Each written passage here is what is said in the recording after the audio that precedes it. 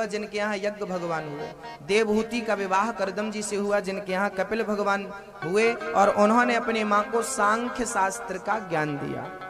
विदुर जी बोले प्रभु मुझे ये ज्ञान जरूर चाहिए, क्योंकि सांख्य शास्त्र सबसे उच्च कोटि का ज्ञान है, मुझे जरूर ये ज्ञान दीजिए। तब मैत्रेय जी कहते हैं विदुर जी सुनो,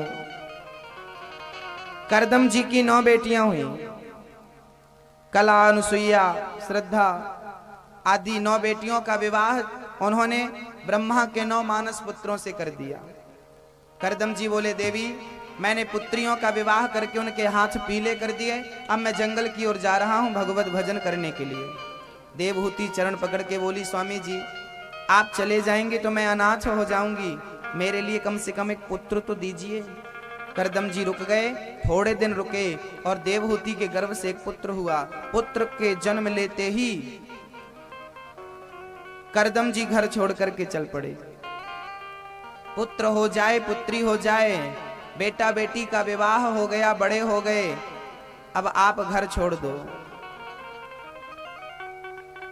अब घर से मन हटा लो। प्राणी का मन ही नहीं हट पाता,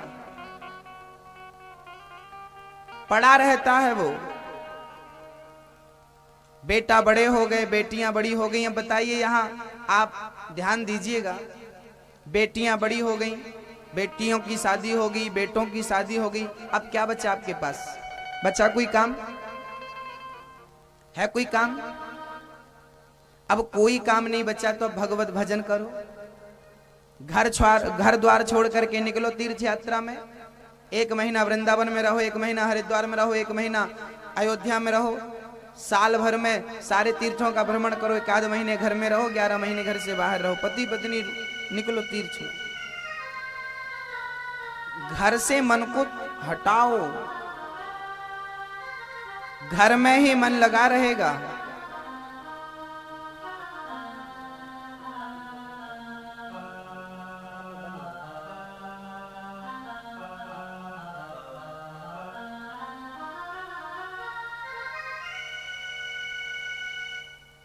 अर्थ क्या है?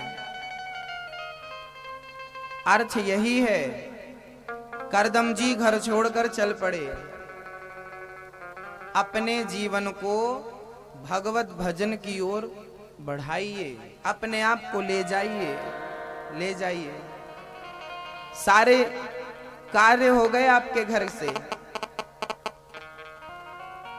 करदम जी गए। एक दिन कपिल भगवान बैठे ध्यान लगा रहे थे। माँ देवहूति हाथ जोड़कर विनती करती हुई सामने खड़ी हो गई, और माँ देवहूति ने प्रश्न किया, निर्विण्णाम नितराम भूमन सदिन्द्रिय तर्षणात् येन संभाव्यमानेन प्रपन्नान्धं तमः प्रभो। एक दिन देवहूति ने अपने पुत्र कपिल मुनि के हाथ जोड़कर बोली कि हे पुत्र, आप जगत के पिता हो पर मेरे पुत्र बनकर आए हो। आज मैं आपसे कुछ पूछना चाहती हूँ। हाँ हाँ, देवहूति ने हाथ जोड़कर कहा, प्रभु मुझे पति मिला तो करदम जैसा ज्ञानी तपस्वी, पिता मिला तो मनु जैसा राजा, पुत्र मिला तो आप जैसा। फिर भी इस मन से पूछती हूँ, क्यों मन तेरा पेट भरा? मन कहता है मेरा पेट नहीं भरा। याद रखना भक्तों, ये सांख्य शास्त्र उच्च कोटि का ज्ञान है, जिस ज्ञान की ओर मैं आपको ले चल रहा हूं, ध्यान दीजिएगा। तम त्वागताहम शरणम शरणम शरण्यम। माँ देवहूति बोली, प्रभु मैं आपकी शरण में हूं, मुझे ज्ञान दीजिए ताकि मेरा कल्याण हो जाए। ऐसा कौन सा कार्य करूं कि जिस कार्य को करते हुए मुझे परमात्मा की प्राप्ति हो जाए, ईश्वर की प्राप्ति हो जाए। ऐसा प्रश्न किया है देवहूति माँ ने कपिल मुनि से। कपिल देव ने कहा, माँ देखो, यदि आप सुख चाहती हो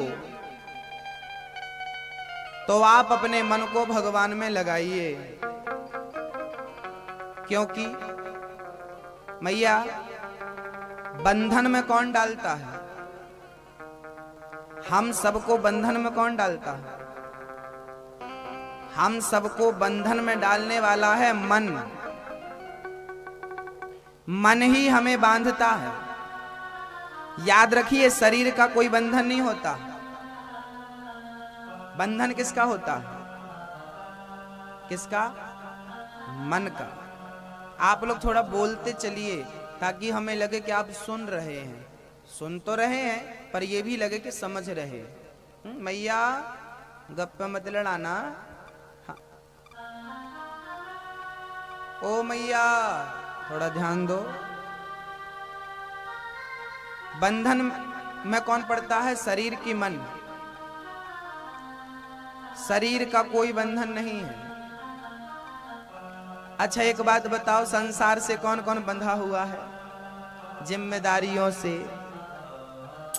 जिम्मेदारियों से कौन कौन बंधा हुआ है? संसार से कौन कौन बंधा हुआ? हाथ उठा के हमें बता दो। जो बंधे हैं कृपया हाथ उठा के बताएं। उठाएं हाथ। उठाइए। नहीं उठा लीजिए, नो प्रॉब्लम। उठाओ उठाओ। देखा देखी क्यों कर रहे हो? अपने मन की बताओ ना। बंधे हो तो उठा लो। जो जिम्मेदारियों से बंधा है वो हाथ उठाए। जो संसार से बंधा है वो हाथ उठाए। उठाया। आप सबने उठाया। अब मुझे एक बात और बता दीजिए आप लोग कि घर को आपने पकड़ा है कि घर ने आपको पकड़ा है? बताइए। आपने घर को पकड़ा है कि घर ने आपको पकड़ा है? यहां बैठ करके आप घर को याद करते हैं कि घर आपको याद करता है? बोलिए। घर कभी याद नहीं करता हमें। करता है? अब घर थोड़ी रो रहा होगा कि हमारा मालिक कहां चला गया। आप यहां बैठे हैं, आप घर का चिंतन कर रहे हैं। इसका अर्थ यही है कि घर ने आपको नहीं पकड़ा, आपने घर को पकड़ रखा है। और एक बात और है, आप लोग कहते हैं ना कि हम बंधे हुए हैं। एक आदमी से हमने कहा भाई साहब कथा सुन लो। अरे महाराज जी हम जिम्मेदारियों से बंधे हुए हैं, ये जिम्मेदारी है, वो जिम्मेदारी है, ये काम है, फलाना काम है, ये बंधे हुए हैं। याद रखना हम में से कोई भी बंधा हुआ नहीं है, पर मान रखे हैं कि हम बंधे हुए। हमने मान लिया कि हम बंधे हुए। कैसी हालत है हमारी? एक धोबी था।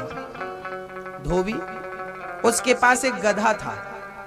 वो गधा लेकर के रोज जाता धोबी घाट। एक दिन धोबी कपड़ों का गट्ठा गधे के पीठ में रखा और चल पड़ा। चिंतित हो गया धोबी कि मैं गधे को कैसे बांधूं। एक महात्मा जी वहां से निकले। महात्मा जी बोले धोबी क्या हो गया? बोले महाराज मैं बड़ा परेशान हूं। महात्मा जी बोले एक काम कर, तू गधा को रोज कहां बांधता था? बोले इस पेड़ पर। महात्मा जी बोले इसके गले में झूठ मूठ का हाथ डाल। जैसे तू असली में रोज बांधता था आज केवल वैसा हाथ डाल, वैसा नकली काम कर। गले में हाथ डाला और पेड़ से लपेट दिया। महात्मा जी बोले अब तू अपना काम कर। वो बंध गया। धोबी गया, कपड़ा धुला, बार बार खड़ा होकर देखा, भागा तो नहीं, पर गधा तो गधा। उसने समझ लिया कि मैं बंधा हुआ। समझ लिया उसने। थोड़ी देर बाद धोबी के पूरे कपड़े धुब गए। उसने कपड़ों का गट्ठा गधे के पीठ पर रखा और दिया दो डंडा, चल। अब गधा आगे ना बढ़े। 2 डंडे, 4 डंडे, 6 डंडे खूब मारा पर गधा आगे। बाबा धोबी को लगा राम ना बाबा जी ने कोई मंत्र पढ़ दिया। थोड़ी देर बाद महात्मा जी आए। क्या हुआ? धोबी बोला महाराज मेरा गधा आगे नहीं बढ़ता। महात्मा जी बोले तूने से खोला कि नहीं? धोबी बोला बांधा ही नहीं था तो खोलूं कहां से। महात्मा बोले बांधा नहीं था तो क्या हुआ? बांधने का नाटक तो किया था।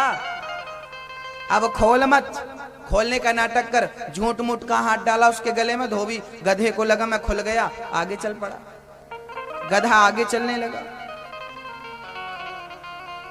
अब आपको बताना है गधा क्या बंधा हुआ था? बोलिए, घुमाइए अपना सिर। क्या गधा बंधा हुआ था? बंधा हुआ नहीं था, लेकिन उसने अपने आप को बंधा हुआ मान लिया था मैं बंधा हुआ हूं, वो गधा और कोई नहीं है। कौन है वो गधा?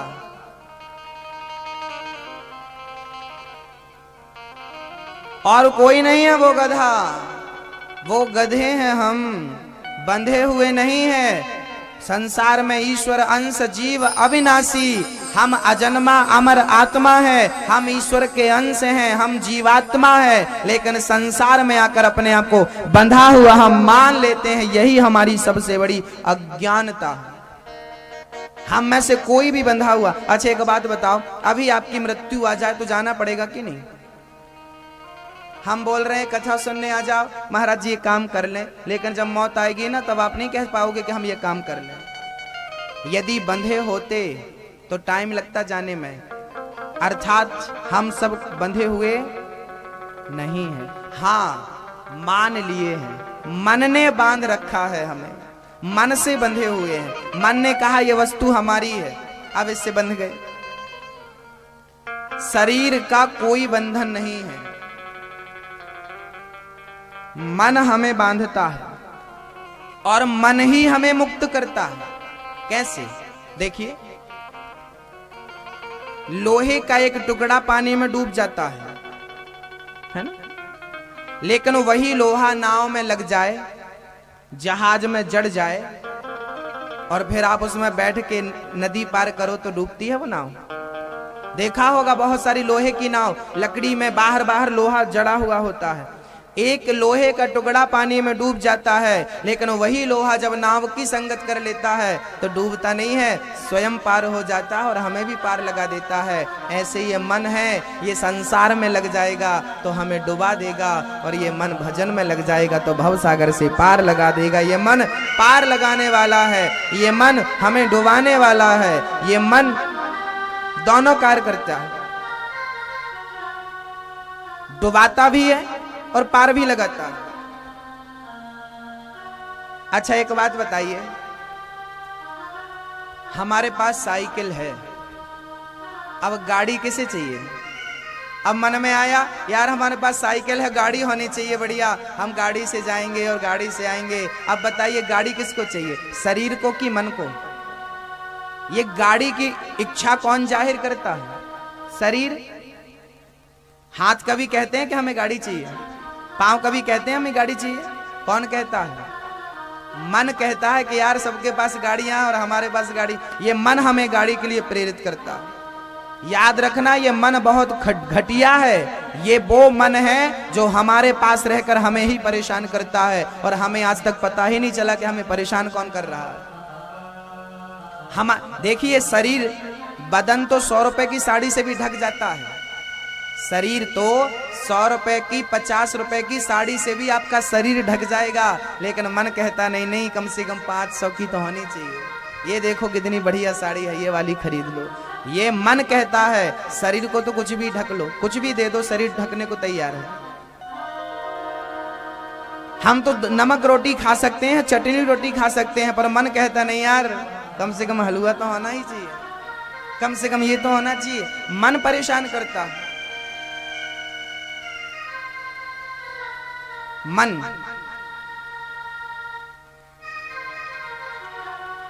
पूरी जिंदगी इस मन की इच्छाओं को मन की इच्छाएं पूरी करने में हमने पूरी जिंदगी लगा दी। अच्छा एक बात बताइए, आप सब वृद्ध हो गए हैं, जितने मेरे दादाजी यहाँ बैठे हैं, बताइए आप किसकी इच्छा पूरी करते करते बूढ़े हो गए? किसकी इच्छा? मन कहता है यार हमारे पास घास की झोपड़ी है, एक बढ़िया सा घर हो जाता, लेंटर डल जाता, छपाई हो जाती, बढ़िया टाइल्स वाइल्स लग जाती, मार्बल लग जाता, और पंखा कूलर घर में एसी होती, बड़ी गाड़ी होती, 10-20 एकड़ हमारी जमीन होती। ये सब किसकी इच्छाएं हैं? कौन चाहता है कि आप 10-20 एकड़ के मालिक बने, 100-200 एकड़ के मालिक बने? मन चाहता है। पूरी जिंदगी मन की इच्छाओं को पूरी करने में लगा दी, पर क्या मन की इच्छाएं पूरी भई? याद रखिए, ये मन भगवान से मिला सकता है। माया मरी ना मन मरा, मर मर गया शरीर, आशा तृष्णा ना मरी, कह गए दास कबीर।